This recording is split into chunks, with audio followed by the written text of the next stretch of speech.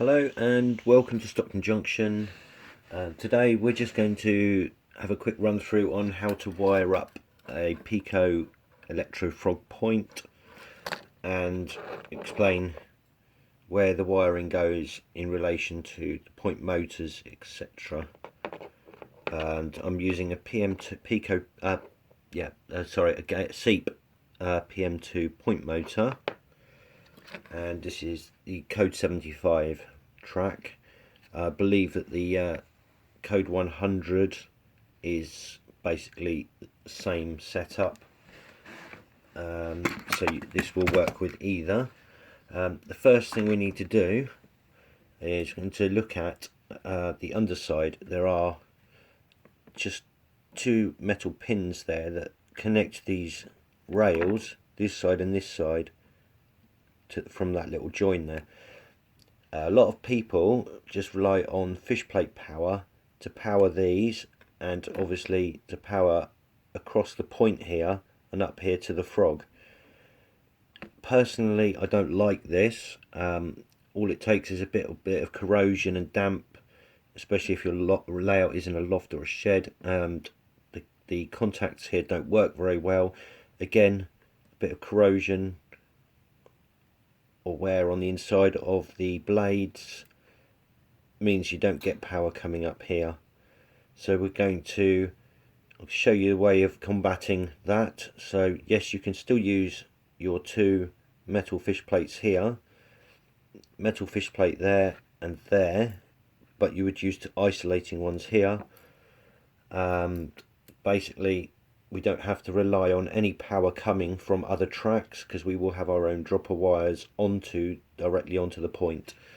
So first things first, just need to remove these two pins to break this connection. So I'm just going to use a screwdriver, not my electrical one, and pop it in there, in the little gap, and twist it a little bit. And usually you can hear the little wire just snap. You have to be very careful doing this.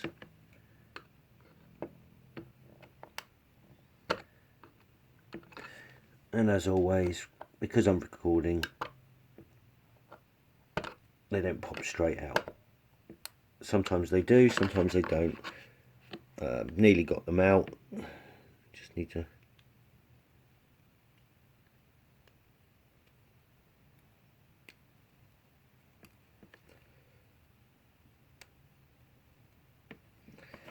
got to tease them around a little bit until one end will lift up. If it hasn't, I'm just going to grab that and wiggle it until the other end breaks off.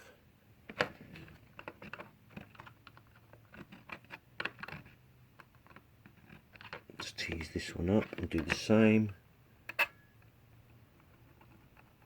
I will say, leaving these on here, if I have had issues before. I laid about 10 or 15 points, hadn't tested the track work in between, and then I had missed, or just on one point I'd missed taking these off, and because of that I had to take up all my points one at a time, because I didn't know which one it was, and it was quite a lot of work. So always double check if you're doing it this way that you've taken those off, because it will be very time consuming if you haven't. The next thing we need to do is here, you can see these little tie bars. You need to cut those off. There's two either side to give us access to this rail. So they are quite tough to cut through, hence why I'm using the bigger blade, but being very careful.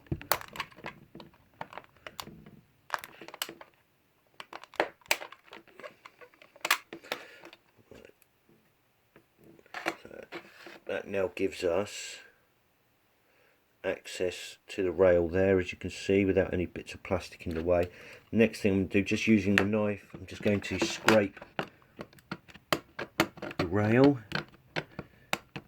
which gives us a good contact point for the solder,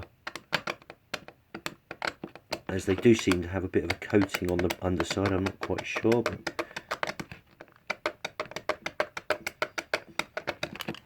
so basically I've just scraped the bottom edge of all of those.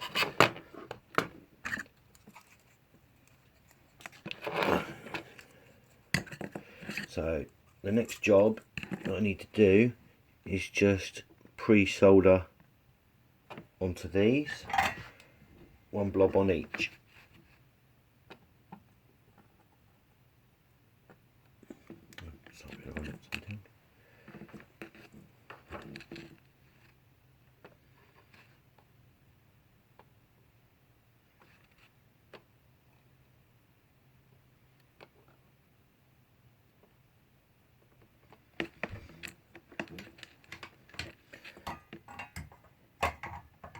Try and be a little bit careful at this point, because if you put too much solder on here, it will come through the other side and actually come up into the rail edge there, and it's going to be quite a pain to get out. You'll need a solder sucker to heat it and pull it all out so it doesn't jam the wheels on the trains.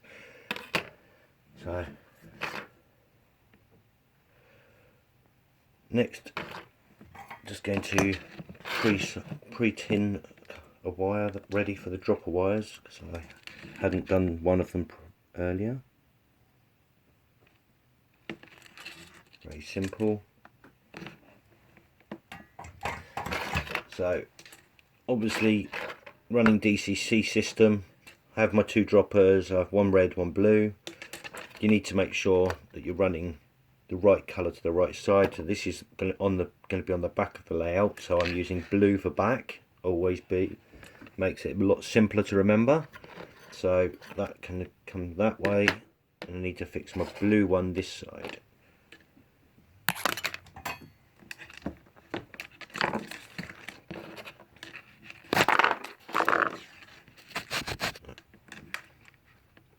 So I'm just going to heat up very quickly.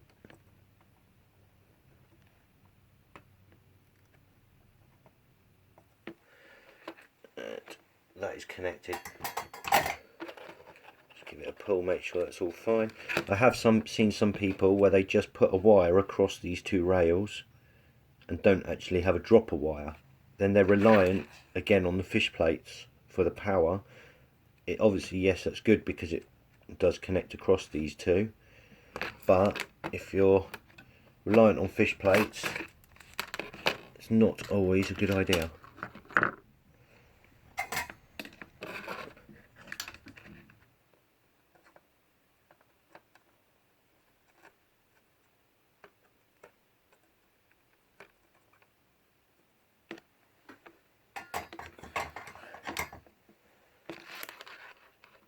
So that is my two dropper wires done.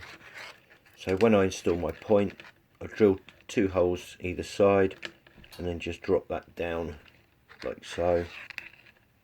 They'll be hidden out of sight. Once it's ballasted, you will not even see the wires at all. So because we have removed these pins, we now need to rely on this little wire which connects the frog. Now on our point motor, it's a pm2 point motor, number F there, which I've made an orange wire, is the one that goes to this pin, this here. So what I like to do is add a wire onto this now, because it makes it so much easier under the layout to wire it up, and because this pin is this wire here is quite fragile and will snap.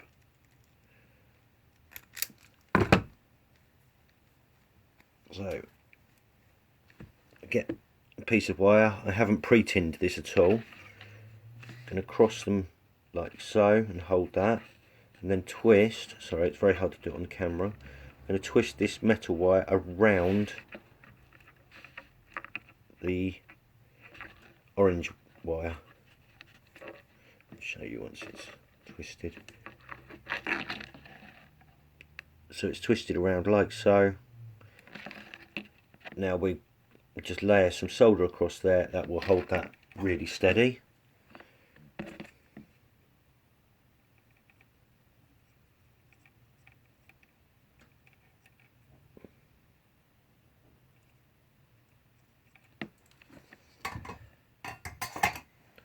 And there we have it. When I put this onto the layout, it will be dropped that way like so, because that is a lot easier to get through the hole when you build. Obviously make sure you do a slightly larger hole than you might do for a normal dropper wire, because obviously it's thicker here. And basically that is our point motor, our point set up. Just for anyone that's not sure on these, so the two dropper wires here will go to your main DCC bus, to your normal dropper wires. On the point motor itself, we have obviously the orange wire there that goes to the orange wire here, like so.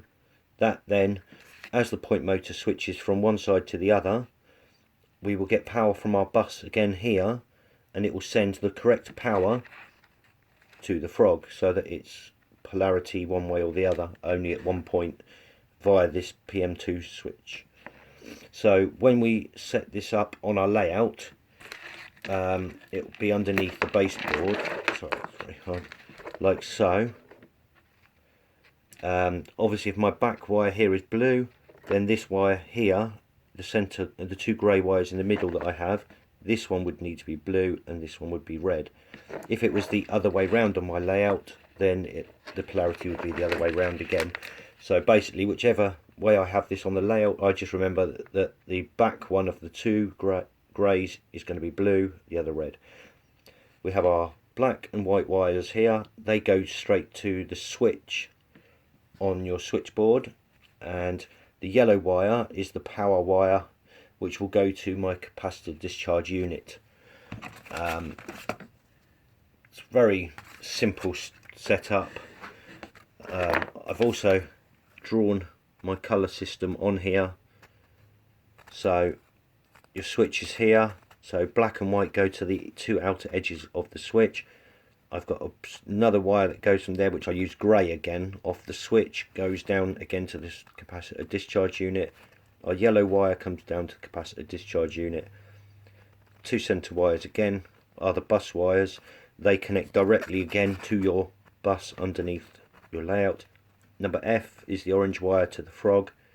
B was over here, the switch. I hope that makes it relatively easy for people to understand. If you have any questions or I need to explain anything a little bit better, please feel free to comment. Thank you very much.